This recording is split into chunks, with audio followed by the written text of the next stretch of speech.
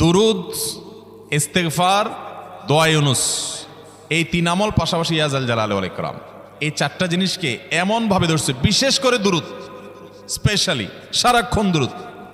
আল্লাহ রাব্বুল আলামিন এমনভাবে সহযোগিতা করেছেন, এমনভাবে উদ্ধার করেছেন যে কল্পনা করলে অবাক লাগে এখন যে এটা কিভাবে সম্ভব।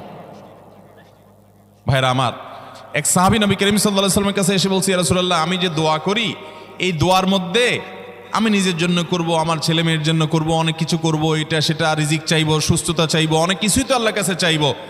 আপনি তো আল্লাহর রাসূল, আপনার জন্য দোয়া করলে আমাদেরই লাভ, একবার দোয়া করলে আল্লাহ 10 বার রহমত নাজিল করবেন, তো আপনার জন্য আমার দোয়ার ভিতরে কত পার্সেন্ট রাখবো? সাহাবী বারবার বিভিন্ন পার্সেন্টেজ বলছিলেন যে 3 ভাগের 1 ভাগ আপনার জন্য রাখি ইয়া রাসূলুল্লাহ, অর্ধেক রাখি, আরো বেশি করে রাখি। তিনি যত বলছেন নবী করিম সাল্লাল্লাহু আলাইহি ওয়াসাল্লাম আরো বাড়ানোর জন্য তাকে উৎসাহ দিচ্ছিলেন। এক পর্যায়ে যখন তিনি বললেন, ইয়া রাসূলুল্লাহ,